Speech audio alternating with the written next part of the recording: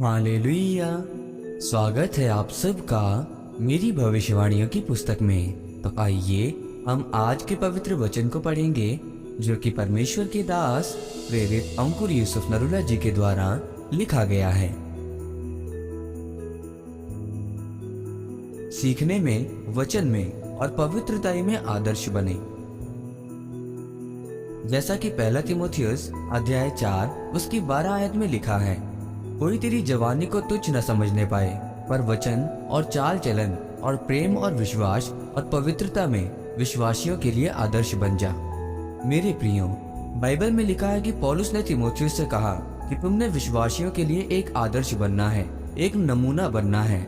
चाहे तेरे ऊपर परमेश्वर की बुलाहट है कि तुमने अध्यक्ष बनना है, चाहे तेरे पास बाइबल की शिक्षा है, तो भी तू ये काम नहीं कर सकता जब तक कि तू पवित्रता में, प्रेम में, विश्वास में और जो मापदंड बाइबल ने ठहराया है, जब तक तू उन पर नहीं चलता। उसी तरह से विश्वासियों के लिए भी बाइबल में मापदंड है कि अगर आप चाहते हैं कि ये वचन आपके जीवन में पूरा हो, कि उठ प्रकाशमान हो क्योंकि तेरा प्रकाश आ गया है, तो आपको अपने जीवन में पहले बाइबल के सब वचनों को पूरा करना होगा। वचन कहता है कि पढ़ने में, शिक्षा देने में, सीखने में व्यस्त रहें। कोई तेरी जवानी को तुच्छ न समझने पाए।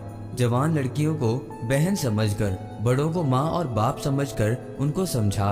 मैं ऐसे लोगों को जानता हूँ कि जिनकी बुलाहट ऐसी है कि वो पूरे देश हिला सकते हैं और जो नगड़ों को चला सकते हैं। ऐसे जवानों को मैं जानता हूँ, लेकिन कभी इस्तेमाल नहीं हुए क्योंकि वे विचार में पड़ गए, औरतों और लड़कियों के चक्कर में पड़ गए और कभी परमेश्वर ने उन्हें इस्तेमाल नहीं किया। अब बाहर से वो पास्टर हैं, पर अंदर से उनको मालूम है कि वो बुझ चुके हैं। उसका कारण यही है जो पौलुस ने कहा कि पवित्रता में विश्वासियों के लिए एक आदर्श बनना, क्योंकि ये मापदंड तेरे लिए बहुत जरूरी है। आज लोग कहते हैं कि यीशु मसीह को मानना बहुत मुश्किल है।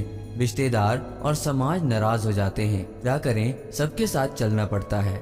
जो घड़ा आप घरों में पानी पीने के लिए रखते हैं, अगर वो भी ऐसा ही सोचता और जमीन से ना निकलता, तो वो उस जमीन में कंकर और छोटे पत्थरों के बीच और पैरों के नीचे आता, क्योंकि बर्तन बनाने के लिए मिट्टी जमीन से ही ली जाती है। उसमें से छोटे पत्थरों को दूर किया जाता है, उसको गीला किया जाता है, यानी उसको बपतिस्मा दिया जाता है। बपतिस्मा देने के बाद उसकी तैयारी की जाती है। जैसे बर्तन को ठोका जाता है, वैसे ही परमेश्वर अपने लोगों को ठोकता है और अंदर से सहारा भी देता है। जब बर्तन तैयार हो जाता है, तब एक समय आता है जब उसको आग में परीक्षा के लिए भी जाना पड़ता है। तब वो एक दिन आदर का बर्तन बनता है और मालिक के मुंह को लगता है। लेकिन अगर बर्तन कहे कि मुझे स्वामी के मुंह से लगना है, लेकिन जमीन से नहीं निकलना, अपनी कमियों को दूर नहीं करना, छोटे कंकरों और पत्थरों को दूर नहीं करना है, तो वो एक बर्तन नहीं बन सकता।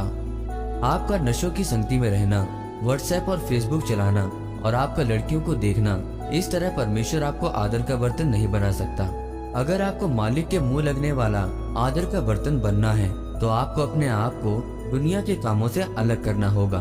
एक समय था जब परमेश्वर ने मुझे मेरे रिश्तेदारों से और दोस्तों से अलग किया, क्योंकि वो मसीह में नहीं थे। मैं रहता तो उसी घर में था, लेकिन मैं मसीह में आ गया और मेरा परिवार मसीह में नहीं था। मेरे दोस्त मसीह में नहीं थे, इसीलिए मानसिक तौर से परमेश्वर ने मुझे उनसे अलग किया ताकि वो मुझे आदर का बर्तन बना सके। इसीलिए आज आपको फैसला लेना होगा, क्योंकि लिखा हुआ वचन अपने आप पूरा नहीं होता। आपको हर तरह के पाप से अलग होना होगा और उसे छोड़ना होगा।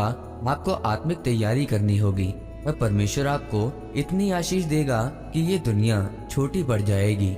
आमीन। आइए इस घोषणा को आप मेरे साथ एक मन होकर ग्रहण करें।